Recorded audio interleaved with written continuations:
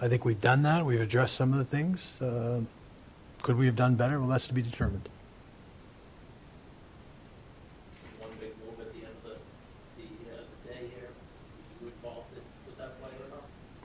Well, I'm never going to talk about players that I've discussed with any of the general managers. I was aware of the marketplace, well aware.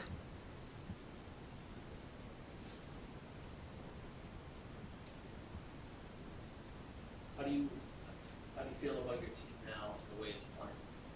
Well, I don't think we've played particularly well in 5 of the last 8 games, to be perfectly honest with you. I expect our team to get back to the level that we've been for the majority of the season.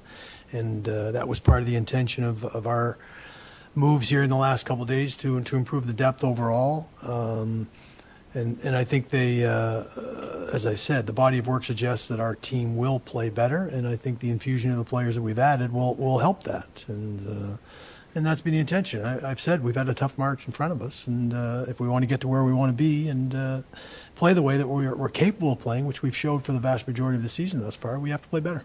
Were there deals that you seriously considered, or offers out there where it could have been disruptive to the team that you're icing right now, where you kind of want to steer clear of maybe going down that road? Well, I mentioned yesterday that team chemistry is important. That we are trying to build something for winning now and winning in the future, and we weren't going to deviate from that.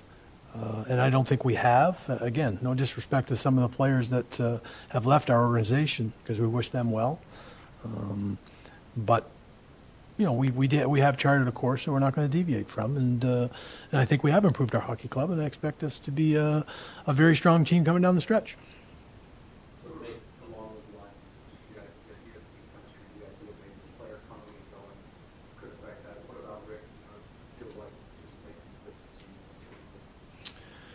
Well, specifically, I think playing with David Krejci, it gives a different dynamic to that. I mean, obviously, as a team, we weren't successful the other night, but I think Rick actually played pretty well, and you realize the puck possession game that he has and the scoring ability that he has. I think that he's going to provide those things going forward.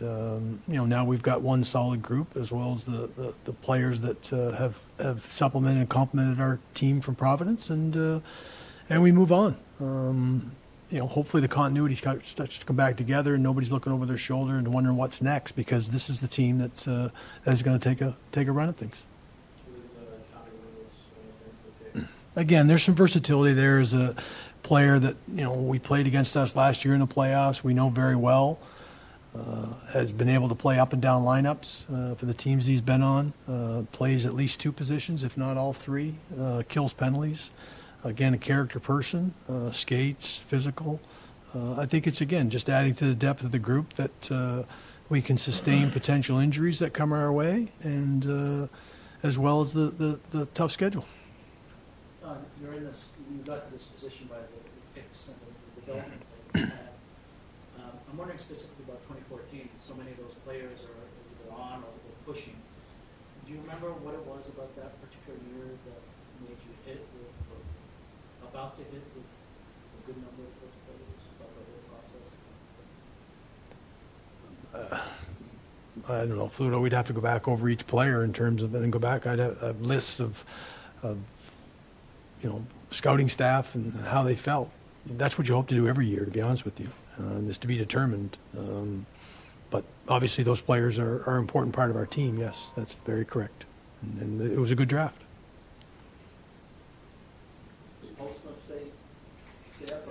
Post was going to go play some games. Hasn't played a lot of hockey in the last little while, and he needs to play to be able to help us going forward and be at the top of his game. So he's going to go play in a lot of situations and hopefully have his game right at the top of the level if needs to come back and play for us. Again, we've all talked about it. We went through a lot of defensemen last year, and so we're happy that he actually got through waivers and provides depth to our club. How important was it, as far as the depth acquisitions that you made, those being veteran guys, just given a lot of the youth that's on the roster going down the stretch and the playoffs, kind of what's going to be asked? Well, I think that's something that we were pretty aware of. They're going through some of these things. We learned from that last year when some of the guys were going through the first playoff experiences. David Pastrnak's a great example of that. we made a move this year to really integrate some of the younger players, and credit to them. But it's a long schedule, and they're going through that for the first time. I think some of the guys that have been there can help them continue to wade through that. And we fully expect to keep them. Brandon sat out another a game the other night, but again, he can come back into the lineup and reinsert himself pretty quickly. And other guys may need a breather or not. It'll depend on their play. It's always about the performance.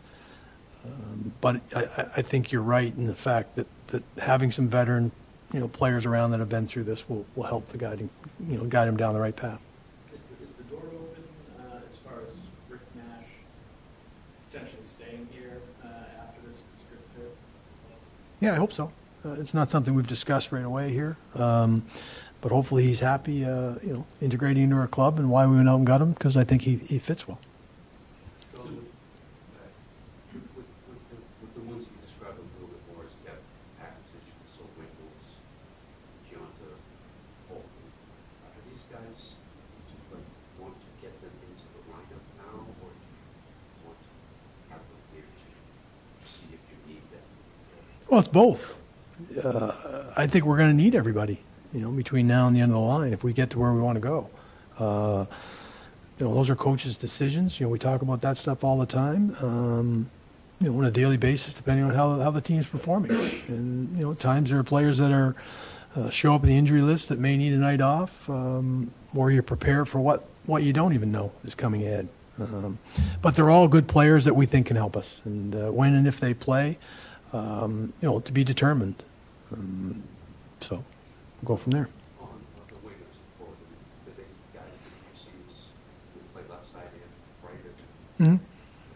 Yeah, there's some versatility there. As I said, Tommy Wingles has played the middle of the ice quite a bit. Johnson can play really anywhere. He hasn't played a lot of center, but he's certainly played in all different situations, be it power play, played in the killing. He's played in shutdown roles. He's played in offensive roles. So, we feel good about those guys coming into, and they're really solid guys. Assuming full health and taking Zdeno and Charlie out of this, how do you see your second defense pair shaping up for the playoff run? Well, up until now, I think they've shaped up pretty well, to be in the position we're in.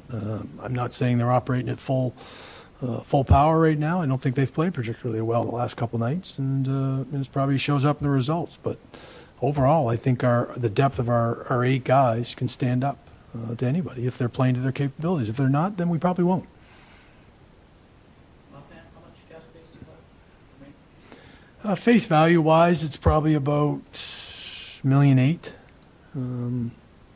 So that'll accrue as we go forward here between now and the, depending on whether or not we have any. But we'll have 14 forwards and 8 defense on our roster, so hopefully we can withstand whatever comes. But you never know.